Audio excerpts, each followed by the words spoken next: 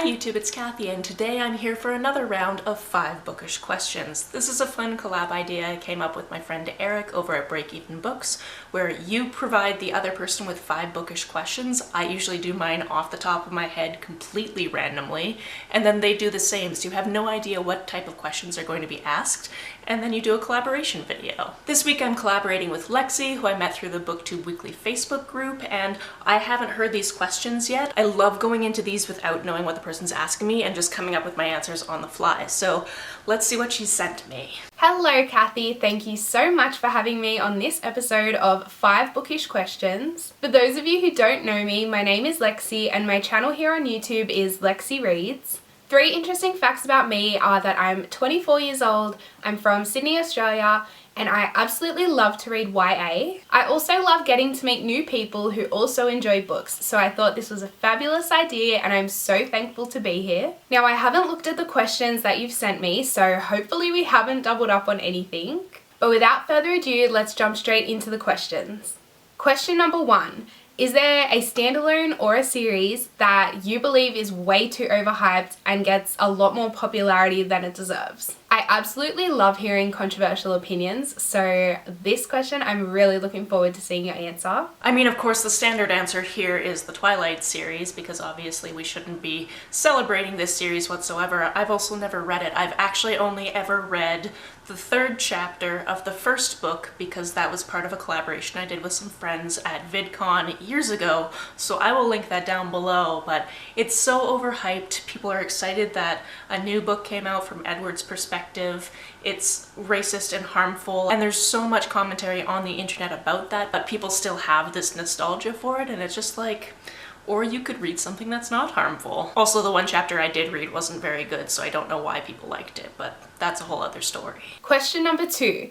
Are there any books that you wish you could re-experience for the first time? You do not have to choose one. Ooh, for this it feels like my answer should be something like a mystery or a thriller, something that has twists and turns to it, because obviously those are wonderful, and once you already know what the twist is, then it feels a little bit like it's been wrecked, even though it hasn't, because you experienced it that first time. With that in mind, it would be interesting to go into Sweeney Todd without knowing what was going to happen in Sweeney Todd, because I read it after I kind of knew what the musical contained, and for some reason I always knew what that contained even before I read the musical, so it seems like one of those classics that just kind of seeped its way in to like my consciousness, and I have no idea how I knew it was about what it was about. Look at me trying not to spoil things for you. But yes, besides that, in general, mystery books, it would be very fun to be able to re-experience those twists over time. Question number 3. Can you think of an author that you share the same initials with? And it can be someone that you've read or someone that you haven't. Ooh, this one is tough. K-T, This is me totally cheating and looking at my book spreadsheet, which is not gonna have enough information for me to get this right the first time. I don't just want to cheat by like Googling authors with these initials, because it would probably be an author I don't know, but at the same time I can't think of anyone. Okay, so nobody I've read this year falls into that category, but if anyone who's watching this video can think of an author that has the initials KT, or if you want to be extra, KET, let me know about them down in the comments below and what I should read by them. Question number 4.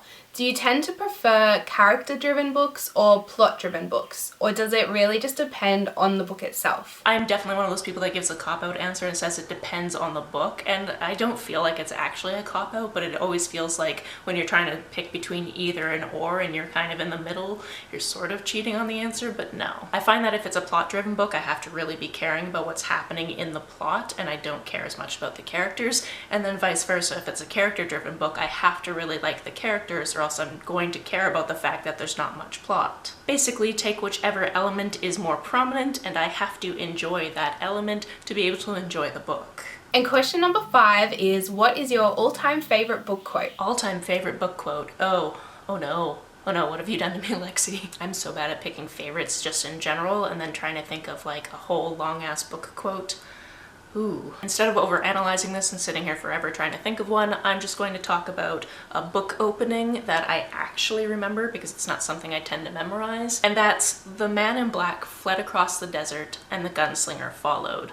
That is the opening to The Gunslinger by Stephen King. It's the first in a very long book series that had 7 books and now it has 8 books and it might get a 9th book, I don't even know. But it is such an iconic line that I have it memorized. Once again, thank you so much for having me on your channel. I'm really looking forward to your answers, and I'm very curious to see what questions you sent me. And there you have it. If you would like to see what questions I asked Lexy and what her answers were, her channel is listed down below, as well as that collaboration video. What are your answers to these questions? Let me know about it down in the comments below. On the way down to the comments, if you hit that subscribe button, that would be very nice of you. If you don't feel like leaving a comment but want to make sure that I know you were here, just leave me an emoji or a smiley face if you're on your keyboard. Some people have asked if there's a way to financially support this channel, so I recently set up a Ko-fi account, which is a digital tipping service.